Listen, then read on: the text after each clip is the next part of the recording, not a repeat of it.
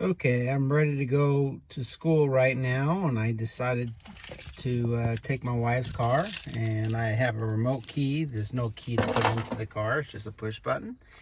And I experience this. And I get dash lights, but I do not get any starting with pushing the button. So what do we do?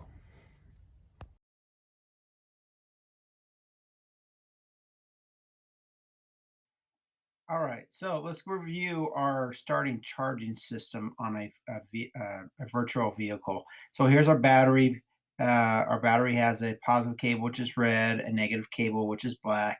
Notice the black cable is really short. It attaches to the body of the car right off of the battery. So the negative cable will always be connected to the body of the car, the frame of the car, or maybe even to the engine block. The positive cable will always go, if you follow it, it will go down to your starter, and then it will also go over to our alternator over here, which is driven by a belt. So the system works this way. So we need to have at least 12.6 volts in our battery to start our car with the starter. Once the car starts, then our alternator belt will start to spin the alternator, and then the alternator charges through the positive cable a voltage that is usually between 13 and a half and 14 and a half volts. So once the vehicle's running, we want to see the battery at 13 and a half to 14 and a half. When the car is cranking, we want to see the voltage somewhere above 10.5 volts for newer cars, 10 volts for older cars, unless it's a large engine. So it takes 10 volts to start the car, and then the car should run on 13 and a half to 14 and a half volts. When the car is off, this should be 12.6 volts. So now let's look specifically at our starter circuit. So I'm going to hit start the engine. So when you turn the key, it sends voltage to your solenoid and also to your starter motor. So the solenoid, when this is activated, it shoots the one-way drive gear or Bendix gear into our flywheel. Okay. Then that solenoid also closes the contacts for this big battery cable to turn our motor. So I'm going to go ahead and show you this again. So I want to hit start engine. So we start our engine, it's going to engage our starter, and then our starter will turn the motor by turning the little electric motor here. This is called our flywheel, or it could be a flex plate, and this is bolted to our crankshaft. And then that turns our crankshaft, which moves our pistons up and down. So that is the starting circuit. It needs a minimum of a 10 and a half volts to start the car.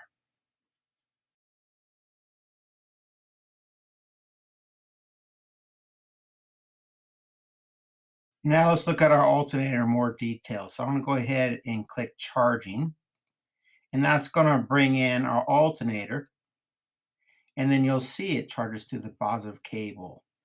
Okay, so I'm going to go ahead and do this one more time. So here's our alternator. The belt of our alternator spins what we call the rotor, which is glowing yellow here. This rotor is an electromagnet, and it's spinning, forcing a magnetic field over all these windings. This is called the stator. So all these little wires that you see woven around in circles through this iron core here, this is called the stator. This produces AC voltage when you run a magnetic field over coils such as these. So then if we look at the alternator in more detail, I'll let this play. It then creates a positive DC charge to our battery, but I want to show you how it creates AC voltage. So I'm going to look at my alternator more closely. So here's our alternator. So let's fade the case. And now you see the stator, you see the rotor, and then you see the what we call the rectifier. And this post right here is where the positive cable attaches to. So now let's fade the rectifier. So what the rectifier does, the rectifier changes the AC voltage that is generated from the stator and changes it to um, to a DC voltage. So this rectifier is a AC DC converter. Okay, and I was actually wrong. The brushes are inside this voltage regulator here. So let's fade that out. And I fade out the voltage regulator. So here's your brushes right here. The brushes are connected to a commutator, which is glowing yellow or yellowish orange. And then that makes the electromagnet on the rotor inside here, which is blue and orange. So if you see this, the rotor spinning inside is creating a voltage in the stator windings, which are then transmitted through 3 wires to an AC voltage, which is an alternating current voltage. So it's the rectifier that changes this AC voltage to DC voltage so we could charge our car. Okay.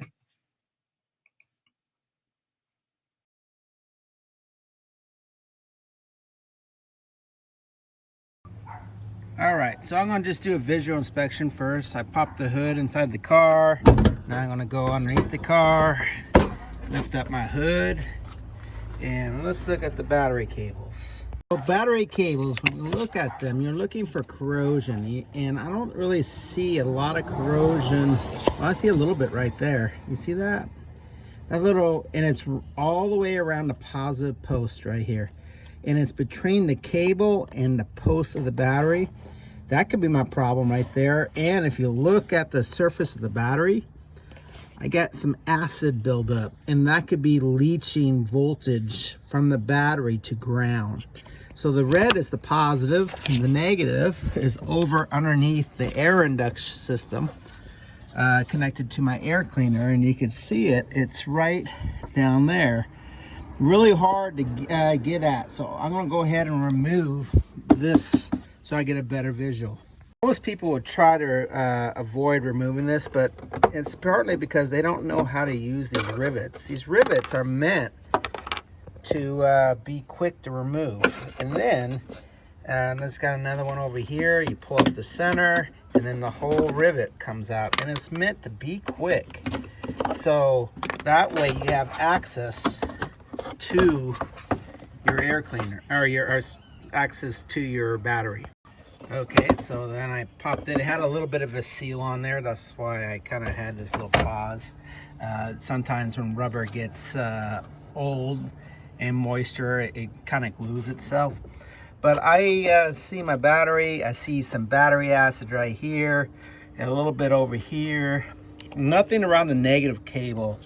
So what I'm going to do right now is I'm going to jump my battery with a jumper pack. So I happen to have a nice little jumper pack that I bought for Christmas.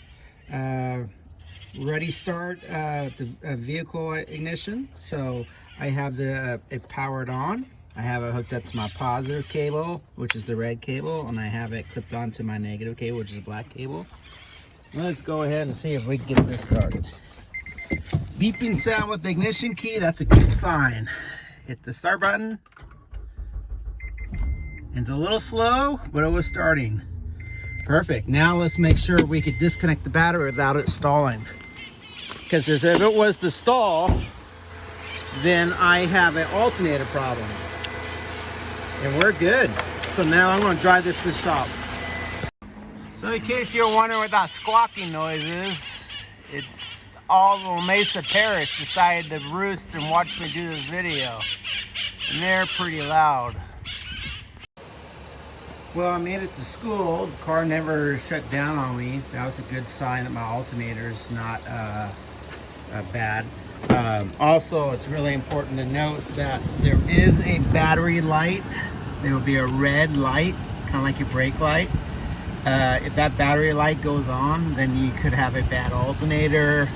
You could have threw a belt, okay, or you're just below 10 volts. So if the red battery light comes on, it will mean that you're below 10 volts, and that's either the belt, the alternator, or your battery itself is shorted out inside. So my car is still running because I don't want to have to hook up that jumper cable again. There's another reason why I have it still running too, and that is because I want to take a reading to see if my alternator is charging. Now my alternator, here's the belt that I was talking about.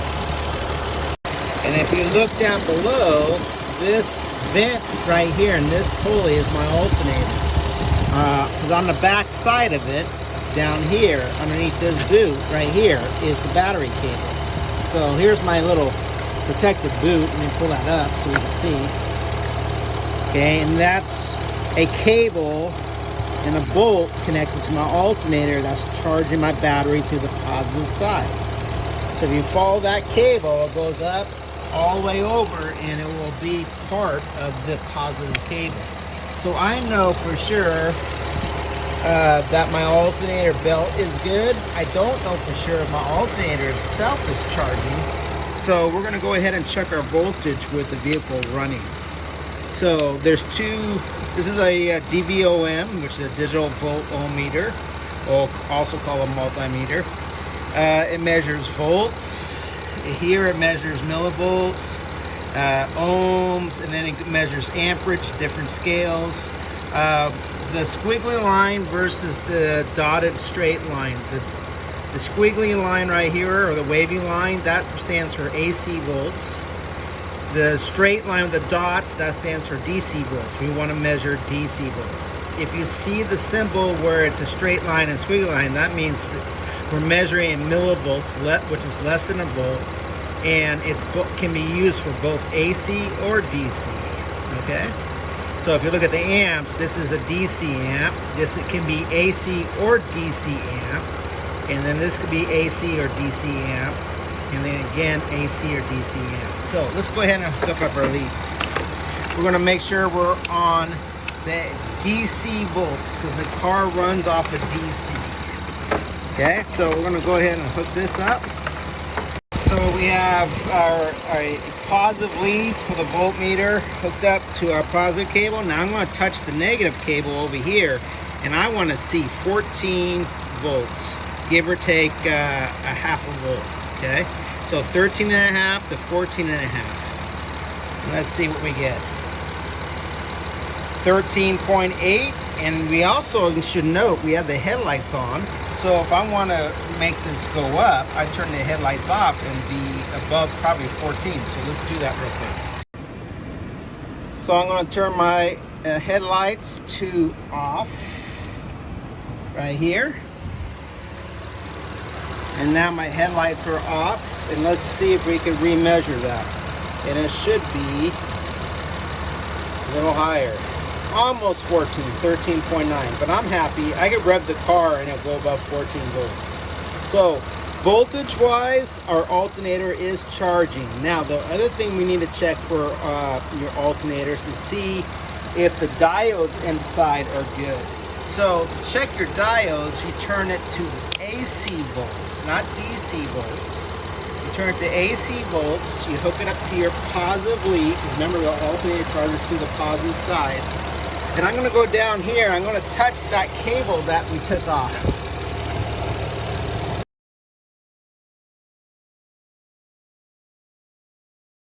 You can see that cable here. This is where it charges through, and it goes all the way over to the positive side. And I want to measure to see if there's any AC voltage. Because an alternator is called an alternator because it produces AC voltage and changes it to DC. So inside the alternator is AC voltage, but it changes it to DC. So when I look at my meter, I don't want to see any AC voltage. And you notice on the left, it'll say AC. I should only see DC voltage coming out of this, okay? So anyways, there is no AC voltage. So what that does, it tells me my diodes inside my alternator are good. Now the last test for the alternator, I'm going to leave that hooked up. Same thing, I'm going to go ahead and I'm going to measure DC volt on that same cable, and I want to see less than 0.3. And what it means is that cable that goes from the alternator to our battery, you don't want to see any voltage loss across that cable. If you have 0.3 volts or greater voltage across that cable, that means you're losing that much voltage, and you should be as close to zero as possible. So I'm going to go ahead and put my lead back down here. Okay, there we go. And I want to see 0.3 or less.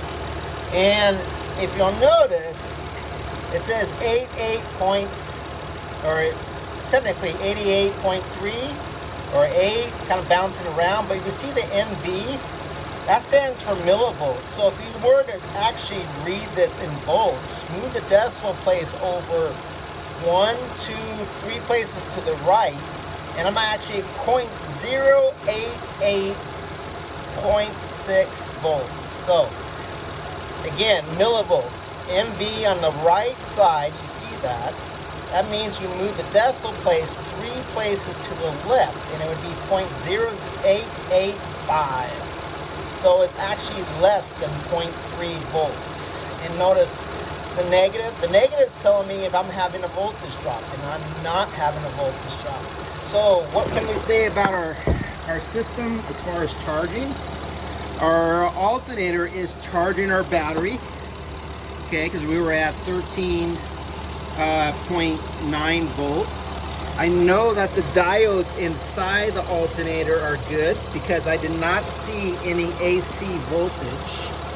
And I know the cable going from my alternator to my positive post is good because when we were on DC, I read less than 0.3 volts voltage drop across that. So we're not losing voltage from the alternator to the battery. So my cable is good, measuring on how much voltage drop with the DC volts. My diodes are good because on AC volts, we did not get any AC voltage output of the alternator. And my battery voltage, and I'll do it one last time for review. The battery voltage with the car running is 13.9. Now, when I turn the vehicle off, I want to see at least 12.6 volts. So let's go do that. Come in here. I'm going to turn that car off. And let's go see what our voltmeter did. I want to touch it to the negative. I want to see 12.6. And I'm actually seeing above that. That's good because I drove it from my house to here at the school. It's about a 10-minute drive and it's about 5 miles long. So my alternator actually charged the battery during that time. So what I'm suspecting is that I need to just put the battery on a charger, and I need to clean the positive cable, and I need to clean the case. Now another test is a parasitic draw because of the acid that we have here. There's kind of two parasitic draws.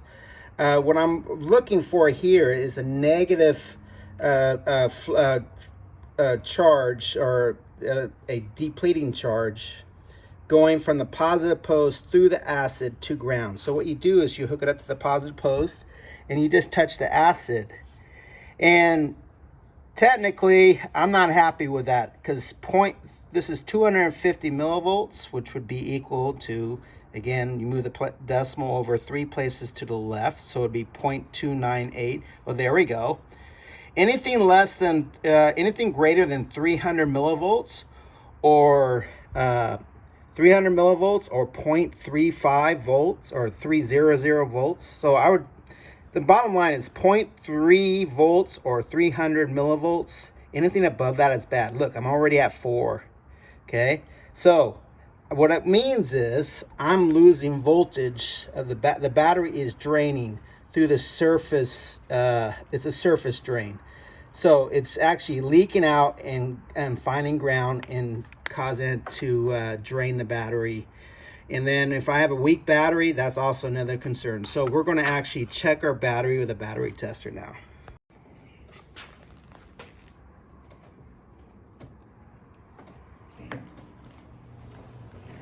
Snap-on electrical system diagnostics.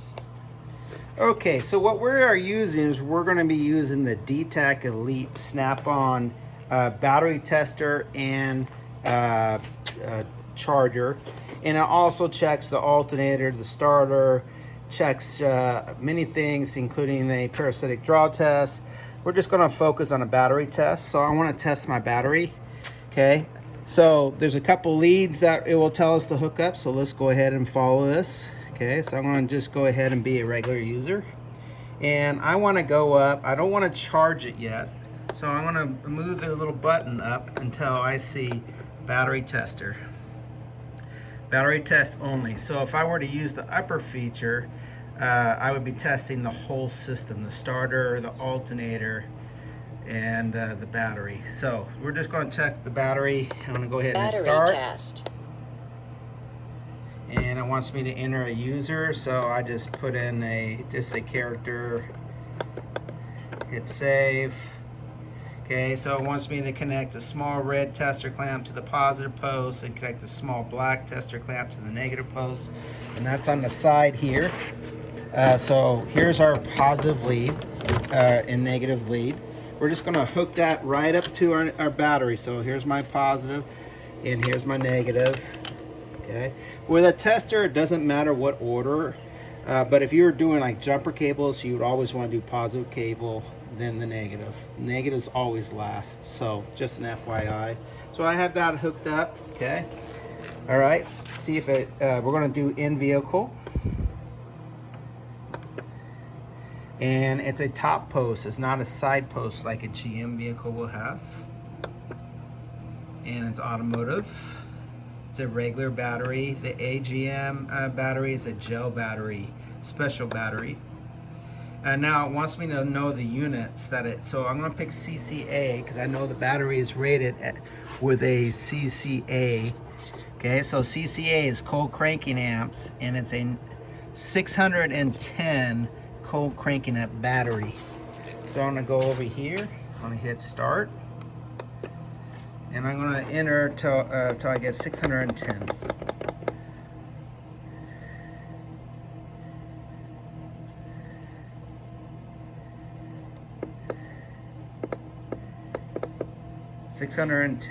And I'm going to hit OK. So push the center button. Hold tester 2 inches above the battery. So now I got to take this off and put this 2 inches above the battery and hit OK. Okay, so we're testing the battery now and see what we got. Good battery. So the battery is good. So it was able to put out 545 cold cranking amps of voltage or amperage, and then it maintained 12.76 volts. So just driving the car over to the school charged our battery. So what I suggest then is we need to clean the battery cables, which is get off this corrosion here in the terminal and clean the top of the battery, and then we're going to charge it for about 30 minutes, and then we're going to drive it home. To perform a battery service, we need to use fender cover, maybe a rag to dry it off. We need a 10mm wrench to unbolt the cables, a cable cleaner and post cleaner.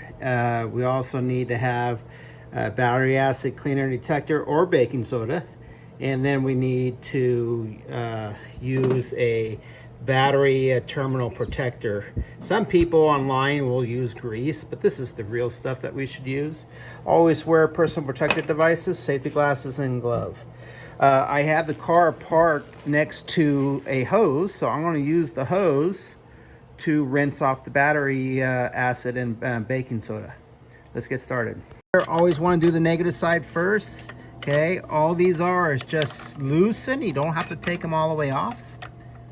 The bolts I'm referring to.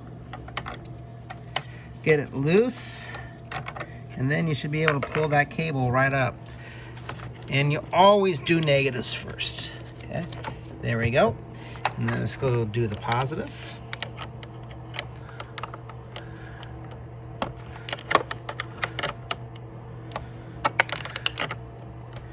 And I'm going to look at real closely that terminal to see if there's corrosion when I pull this off. And look at that. That's a lot of corrosion right where the cable was connected. Okay, and you could see corrosion working way up. Yeah, so this is going to help it charge even more than it did. So let's go ahead and get some cleaner on here. So our battery terminal cleaner and cable cleaner has two sides, the cable side and the post side. So let's go ahead and do the post. I usually like to walk this around. I go both directions. Get that really well. Switch it to this side.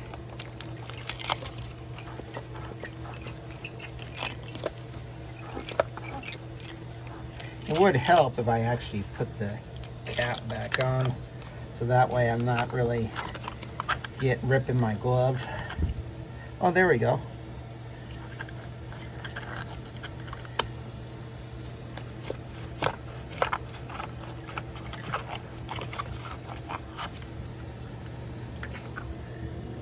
And now let's go ahead and scrub this.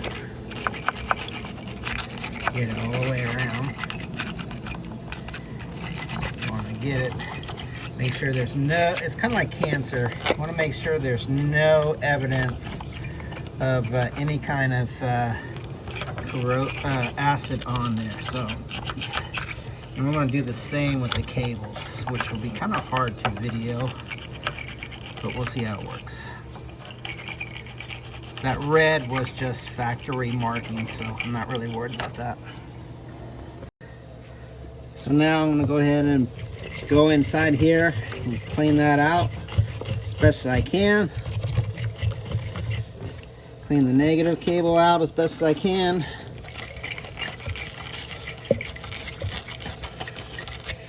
I always try to get the bottom side too.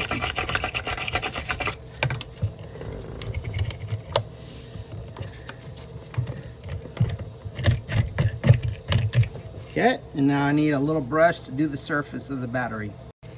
Here's my little brush I have. It's kind of like I use it for batteries. I also use it for throttle body cleaning sometimes. It's just a soft bristle brush. Won't overly scratch it. Get that all, and you can see why I'm using the fender cover, because it does get all over the place. Okay, let's get some water on here.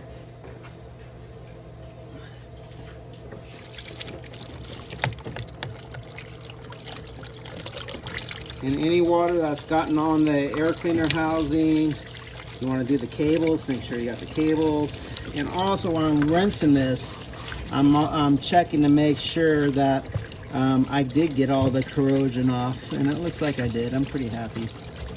So any kind of battery acid that's splattered around, you need to get off, okay? Over here on the left side, this is really important, you should pay attention to. I have a fuse box, okay? So there's fuses inside here. We want to make sure there's no acid that gets inside there. So I'm real careful with the water on that, and also real careful with getting any cleaner in there, because that's a pretty important box. All right, we're good. I want to get an air nozzle and blow this dry. I was going to get an air nozzle, but I don't have the compressor on, and I don't care to wait for the compressor to charge up, so I'm just going to dry it with a rag. Get my terminals a nice little wipe, kind of jiggle them, get them nice and dry. Wipe off any areas around it that might have got acid on it or baking soda. Always try to make it where there's no evidence that you worked on this car. Okay, so if this was a real customer's car, I would go the extra length to make sure they don't see that what I did, other than the finished product. Okay, so we're going to go ahead and hook up a positive cable first. Some people put felts underneath here. We're currently out of them, so right now I'm just going to put this on, wiggle it a little bit, get it to cinch down, and then tighten it. Always the positive first, always. That's a safety thing. Because if my wrench were to hit something and I had the negative cable, it would arc. But hooking the positive cable up first, I don't have to worry about it arcing anywhere. And same with a negative. Now, if my wrench were to touch any metal, it's not going to do anything because the car itself is grounded. So Let's go ahead and tighten this. And just snug. Too many people over tighten these, and it's a problem, whereas the cable's out way too early. So as long as you can't wiggle them, you're fine. We're ready to go ahead and use our terminal protector. So I'm going to shake this up, and I'm just going to spray it a little bit on here. There you go, and that's going to prevent it from corroding again. That's going to seal that terminal up just fine, and I won't have this problem of it corroding and causing a charging problem. That like protector on the terminal, so then I wipe off any extra that's on here. Okay, so you only need that protector on the terminal. You don't need it sprayed all over the battery. And a lot of people spray it on the terminal and then put the cable on. That's wrong. Always spray after you put the terminal on. Okay, we're good. Now, what I do need to do is I need to charge my battery. So let's go ahead and do that. So we're back at our DTAC. I'm gonna go ahead and hit exit. So I'm gonna hit this button, get it back here. Now I wanna go down, using the scroll button till I get the battery charging, okay? Not the jumping. I wanna just charge it. I wanna hit yes. Manual charge. Okay. Check large red and black clamps. Okay, so there's two clamps on this. This one's for the tester, this one's for the charger, and you must have your the machine hooked up to power. So I'm gonna go ahead and hook up the charging side to my positive. Like I say, positive always first, and then I'm gonna take my negative and hook it up to my negative side. There we go. Positive, negative. Let's go back to the... All right, so we're in vehicle, so I'm going to scroll up. It's a regular battery. I always do limit current, because it's all about the current. Okay, so right now it's set at 10 amps. That's kind of a standard amount of amperage. So it's all based on amps and the time that you want to charge it. If I were to charge it for, like, let's say several hours, I would do 10 amps. If I was going to charge it like overnight, I would actually go down to 5 amps, and then I would charge it overnight. If I want to do, like, for me, I just want to drive home, so I'm going to go up to 30 amps. And I'm going to charge it for 30 minutes. Okay, so the amount of amperage dictates the amount of time. So 5 minutes, for 5 amps, you're going to go all night long. 10 amps, a couple hours. 30 amps, you're going to do for 30 minutes. If I was doing, it goes all the way up to 60 amps. So if I was going to do 60 amps, I would actually lower it down to maybe 10 minutes or 5 to 10 minutes, no more than 10 minutes. Because if you do it at 60 amps for more than 10 minutes, you could overheat the battery, which you don't want to do. Okay, so I'm going to go ahead and hit OK. And then what's nice about this is a smart charger. So it's going to fluctuate the voltage. It's going to charge at high voltage, low voltage, and it's going to actually, it's going to increase the health of the battery by varying the voltage. Okay, so now it just clicked and it's going to start charging, and you'll notice it starts charging at 12.59 or 12.6, and then it's going to increase the voltage and it's going to increase the amperage. Now the amperage will slowly drop off as that battery starts to get back to a fully charged state. But you'll notice it's already up to 13.8, it's going above 14. Let's see if it gets over 15 real quick. So this is called a smart charger. In other words, there it just dropped the voltage, now I'm back up. And it's going to vary the voltage and it's going to vary the amperage. There we go, it jumped up to 15 there, 15.68. So it's doing that so that way it increases the health. It's more healthy for the battery to have that varying voltage. So it's a smart charger.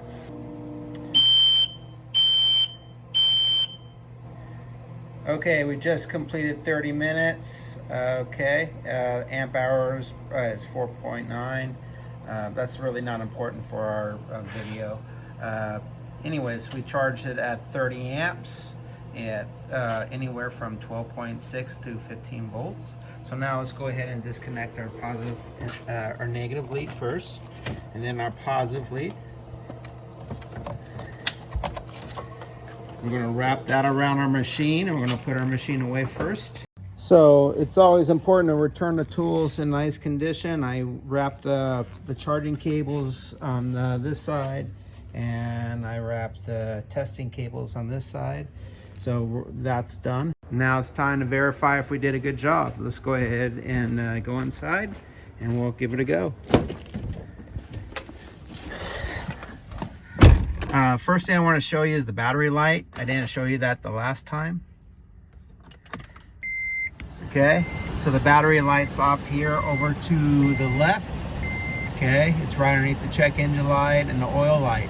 So when I start the car, these three lights should go out because the vehicle is running. So let's go ahead and start this car. And those lights are off, so that's a good sign. We got oil pressure, we got the computer's working properly with the check engine light, and there is no battery light. It is normal to have those two lights. The brake light means I need to release the parking brake, and then I need to put my seatbelt on. So I just verified that this is been corrected. Okay, so now let's go ahead and verify one other thing, which is our voltages. I just turned the car off, and we're going to go ahead and check our voltage with the vehicle off. So again, DC volts, positive wire hooked up, touch our negative cable, and I want to see 12.6. Perfect, we're good. So now we can go ahead and put this back together. We're going to put our air cleaner induct system, and then driving home. All right, so let's put this in right here, snap it into place. We got those little rivets. I'm gonna put these right inside the holes right here. There's two of them. And then all you gotta do is snap the little center lead in the center. And then that air induct system is operational. Close my little black tower. Again, like I say, they should have no evidence that you worked on it. It should look better than it was. All set. Shut the hood.